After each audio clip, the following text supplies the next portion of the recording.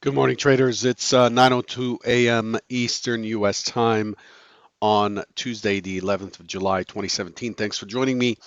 This is another Trader Bite. Derivatives trading involves substantial risk of loss and is not suitable for all investors. Past performance is not necessarily indicative of future results. The overall market stance this morning, seeing risk off, mostly not tremendous. Crude still down versus yesterday's close. Crude ended up rallying back to its overnight open and then closing a little bit lower. It's trading at 44.15. And then we get the Nasdaq, which is down 0.25%. Crude's down 0.54%. Nasdaq 0.25% of 14 and a quarter points. And the only thing I see up is the DAX, which is up just 23 points or 0.18%, and the US dollar, which is up 9 cents, 8.5, 9 cents on the US dollar index on ICE. Everything else is below water, not too heavy, mostly in the 8 to 15 basis point range. So it's off, but it's not completely crashing or anything like that. That's where the market is standing right now. Stocks. Deutsche Bank said that stocks are entering a frothy territory. They released a report saying that the stock market, the equity market, has reached areas close or similar to the last two crashes. Equity market cap as a percentage of gross domestic product has returned to levels most recently seen in 2000, 2008 by Deutsche Bank, causing some selling. The Bank of England warns UK banks not to return to the punch bowl, meaning uh, uh, the regulation authority has warned that some banks were loosening their internal controls to create credit and boost risk. Um,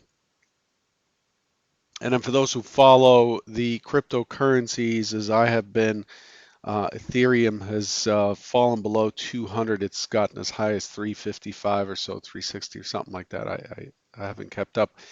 But it has come off quite a bit. It's down by 6.6% currently. It went down 8% overnight. Actually, 15% overnight to 175. Most of you have probably heard or seen that Snapchat has fallen below its IPO price on news from a pricing adjustment by one of the key dealers. And then this morning, we kick off our earnings now for Q3, and that's likely to drive some of the trading. Hopefully, I'd rather trade on earnings than on news from the central banks. But overnight, really not much to report. A few numbers here and there. As far as what we're looking for today going forward, the numbers remaining ahead. We have a 10 o'clock Eastern U.S. wholesale inventories for May expecting zero point 0.3. At the same time, we'll get to wholesale trade sales and the JOLTS job openings number for May. So 10 o'clock, we get three numbers. And then at noon, Eastern, we get Fed Speaker Brainard speaks on monetary policy in New York.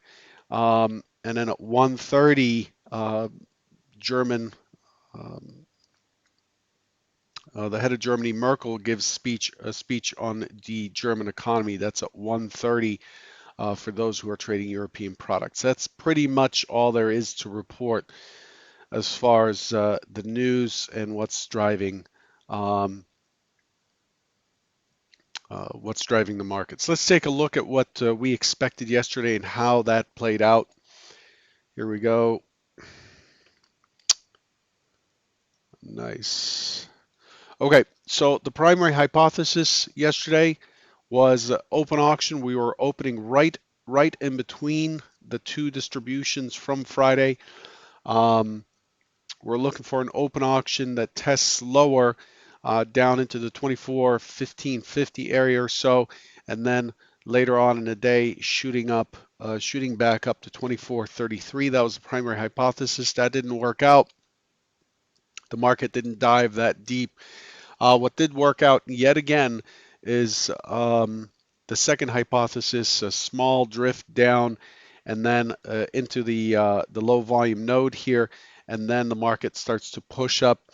I was looking for 29. I talked about 29 yesterday, and I talked about this profile that I drew, a profile that is mostly a P shape. That's pretty much what we saw yesterday. Not that I'm patting myself on the back, but it's nice to see that the market's following the expected um, or the most likely play. So here's that profile. Expected the point of control to be higher, and it is. The market pushed to 24.30. It dropped into you see it right here, dropped right into the LVN. Could not push down into. I did expect it a little bit deeper, somewhere around 24.1775, 24.18. It found its buyers at 19 and a quarter for the opening swing. Here's the opening swing like that, and then it breaks the opening swing high. The opening swing high is right against the prior point of control, so we can already detect that day time frame or short time frame traders are most likely active. The market drifts down a little bit, but overall, once it takes back the mid, it starts to give us that impulse move. This is a key impulse move, and then from there we expect some flagging and continuation, which we got. Selling on the close was pretty decent. You can see here in the delta that the selling brought us down from a pretty decent delta. The delta at this point was at 16,500 or so, and it dropped very quickly down into neutral, down at 3,441, crossing the zero line. So there was a fair amount of selling into the close yesterday. The high is not the usual taper we want to see, but we haven't seen those on the buy side very much. This high might look weak, but it really is not. We have a weak high that was put in right back here with this zipper, and then it pushed through it, and then we have an impulsive move down. This is basically a failed auction at the high. So the next move is expected to be chop and then lower, and that's what we got. The overnight low is 24.21 and a quarter. The overnight high is right behind this point of control. It's right in that 24.2775. So that's how things played out yesterday. Here's what we did overnight. Overnight volume is okay, not great, not heavy, not light. It's okay for this time of year. Uh, the market drifted down, and then it just took this, it just continuously um, traded upwards in a trend, a very, very tight trend back to the point of control from yesterday. Again, 24.2775, hit it to the tick. A pullback, failed high. These are the failed highs. It's same with the failed low, something that looks like that against a key level. Failed high, and then it starts to rotate down. We get an impulse down, it starts to rotate down, and it's now drifting below the mid, below VWAP, and back into the initial balance put in on the reopen. Not that the overnight initial balance matters, but overall it's trading weak this morning. The overnight inventory is pretty much neutral to sold. So I'm not expecting an active open. We're opening right back where we opened yesterday, and we're resuming yesterday's auction. The expectation today, however, is that we're likely to see more resistance. So here's yesterday's open right here at 21. That's the open for the week.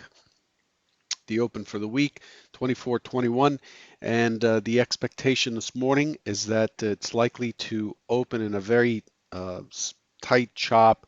I expect it to make an attempt higher into the 24.25 area, 24.25 even, and then I'm expecting it to start testing down and then finishing somewhere in the 24.20 area. So this here is expected to be 24.25 again, right? We hit it back here.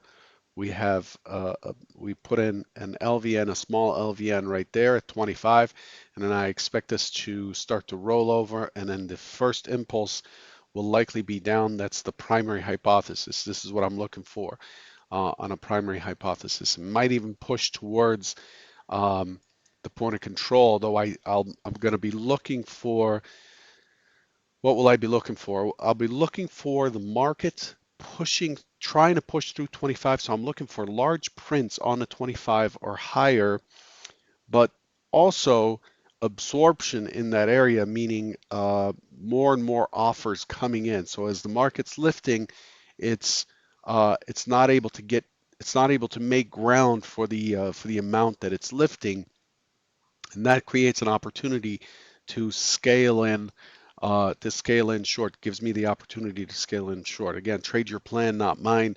But that's what I'm looking for hypo one. Now, if the market opens and it drops and tests the prior day's low, that's right here, okay, tests the prior day's low and then gets back in and then puts in a higher low, then chances are we're likely to see this 24, 27, 75 again pretty quick. So in this situation, I'm looking for an impulse up and then a continuation higher with 24, 27, 75 being the target, and then beyond there, 29 again, that would be hypo 2. So in this situation, we're looking for the market to drift down, find its buyers, auction lower, advertise lower prices, find its buyers, then have an impulse up, a small pullback, and then a continuation up. That's what I'd be looking for in that scenario. Okay, so that covers everything I have.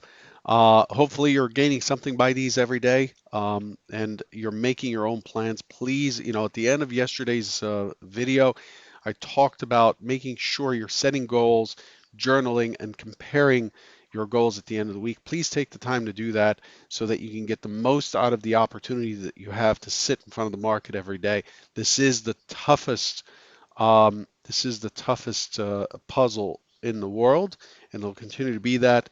And it's all about your relationship or your view on how the puzzle is playing out, and how you're playing along with the action every day. And it's best to keep track of what that looks like, so you're not just drifting day in, day out, and losing time needlessly.